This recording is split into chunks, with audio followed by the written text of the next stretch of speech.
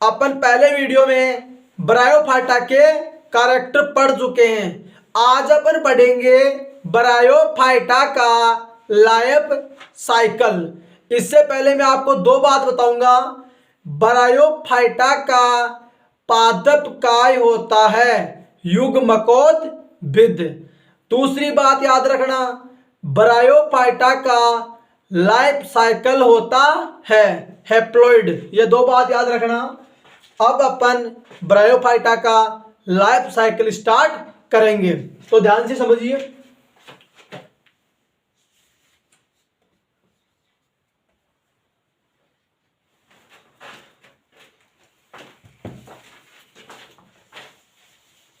सबसे पहली बात, युग्मकोद्भिद होता है।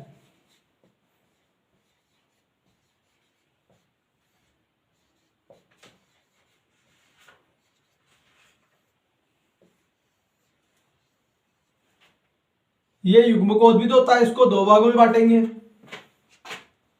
एक हो गया नर, दूसरा मादा। इसमें आता है एंथीरिडिया,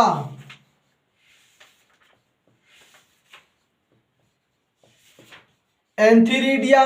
और मादा में क्या आता है, आर्चिगोनिया।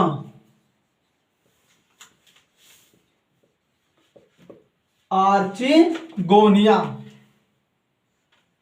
इसको अपन एंथेरोजोइड बोलते हैं, एंथेरोजोइड।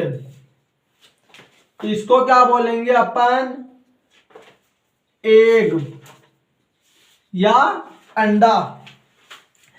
अब देखिए, यहां तक की गणित समझ में आती है। अब बात करता हूं कि ब्रायोफाइटा का एंथेरोजोइड होता है, उसकी विशेषता बताइए। हमेशा याद रखना, ब्रायोफाइटा में जो एंथेरोजोइड होता है ना, वो कैसा होता है, गतिशील होता है। यह बात हमेशा याद रखना। और कोमा के समान दिखाई देता है। यह एंथेरोजोइड का कैरेक्टर होता है। जब एंथेरोजोइड और एग ये दोनों मिले तो क्या बना, जूडीगेमी।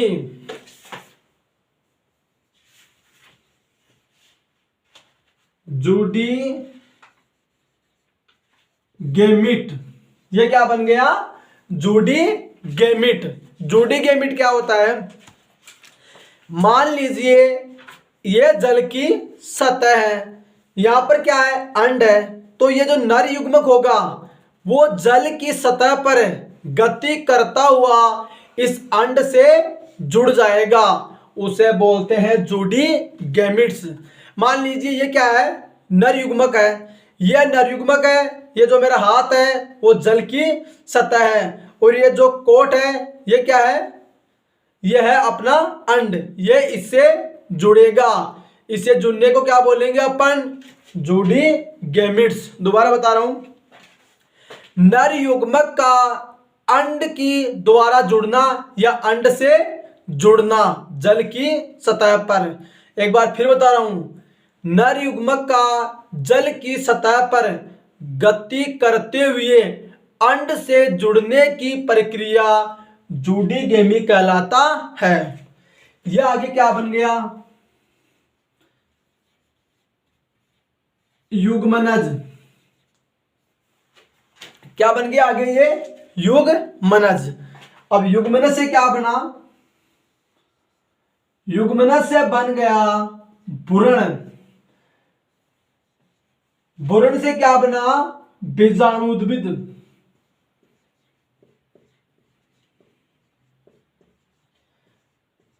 बीजाणुद्भिद से क्या बना, बीजाणु। और बीजाणु में क्या हो गया, अंकुरण। अंकुरण से क्या बन गया, वापस युग्मकोद्भिद।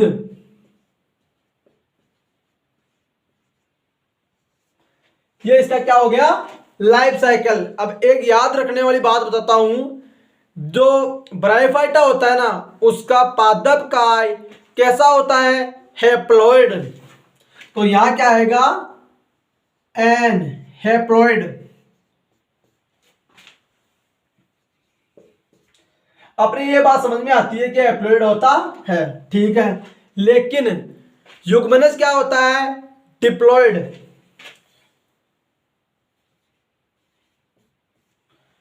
क्वेश्चन बनता है, ब्रायोफाइटा की वह अवस्था जो द्विगुणित होती है, कौन सी अवस्था होती है, युग्मनज अवस्था होती है, वो क्या होती है, डिप्लॉइड या द्विगुणित। बाकी सभी अवस्थाएं द्विगुणित ही होती है, इसके बाद की अवस्था, ये पहली अवस्था होती है जो क्या होती है, डिप्लॉइड होती है, इसके बाद सब डिप्लॉइड होगी। एक बार दोबारा समझा रहा हूं, ब्रायोफाइटा का पादप काय होता है युग्मकोद्भिद। युग्मकोद्भिद दो चीजों से मिलकर बना है, नर और मादा।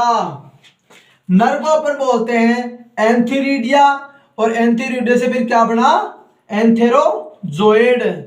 और मादा को आर्चिगोनिया या हिंदी में बोलते हैं स्त्री धानी। और इससे आगे क्या बना, एग।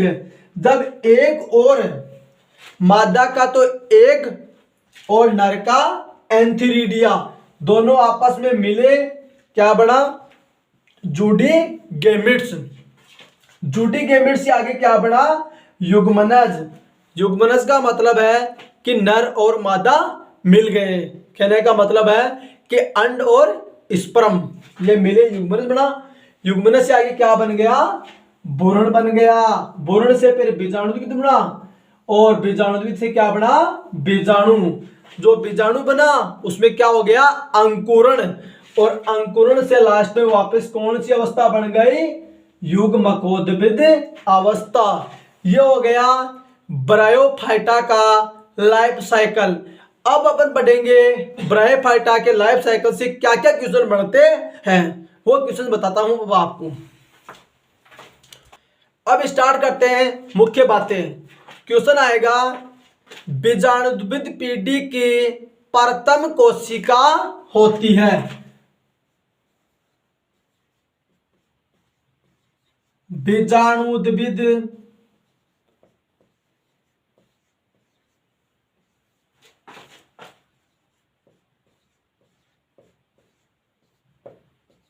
पीढ़ी की प्रथम सेल कौन सी होती है, युग्मनज। ये क्वेश्चन इंपॉर्टेंट बनता है। दूसरा क्वेश्चन क्या बनता है इसके लाइफ साइकिल से, कि ब्रायोफाइटा की पहली द्विगुणित कोशिका होती है। पहली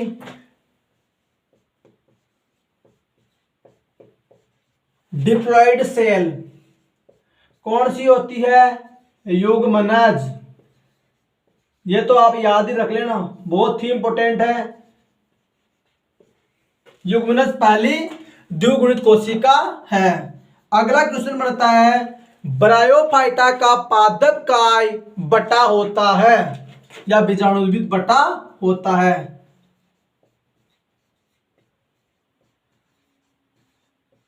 बीजाणुद्भिद 3 भागों में बटा होता है, पाद, सीटा और कैप्सूल। अब आपको ये 3 क्वेश्चन इंपॉर्टेंट बनते हैं। अब मैं आपको आगे क्वेश्चन बताऊंगा इससे आगे। अब सबसे पहले अपन बात करेंगे ब्रायोफाइटा का लाइफ साइकिल कैसा होता है।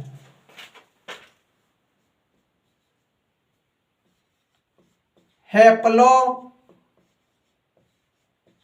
डिप्लॉन्टिक, इसका मतलब क्या होता है, इसका मतलब भी समझाता हूं मैं।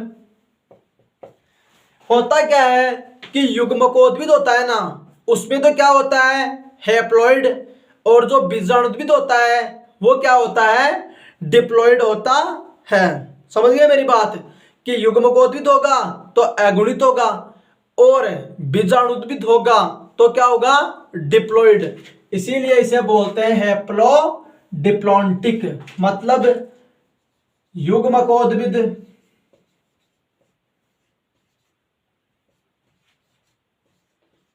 युग्मकोद्भिद तो क्या होगा, हैप्लॉइड। और बीजाणुद्भिद क्या होगा, डिप्लॉइड।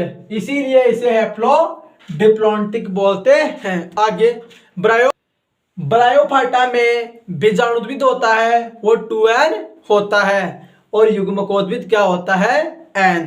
अब आता है क्वेश्चन, ब्रायोफाइटा की परसुप्त अवस्था होती है। परसुप्त अवस्था कौन सी होती है, युग्मकोद्भिद। युग्मकोद्भिद यह ब्रायोफाइटा की परसुप्त अवस्था होती है। अगला क्वेश्चन, ब्रायोफाइटा का जो कैप्सूल होता है ना, उसमें क्या होता है, मियोसिस या अर्धसूत्री विभाजन होता है, जिससे क्या बनता है, अगुणित बीजाणु। याद रखना, नोट में लिख लेना,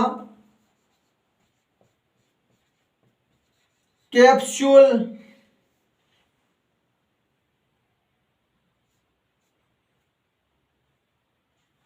कैप्सूल में मियोसिस,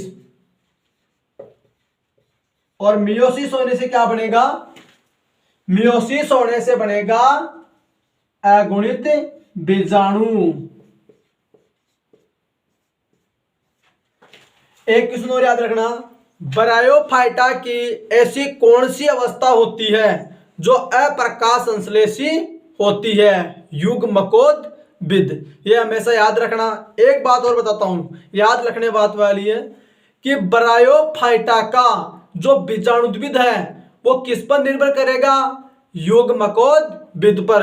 अपना अगला चैप्टर होगा वो होगा ब्रायोफाइटा का इंपॉर्टेंस।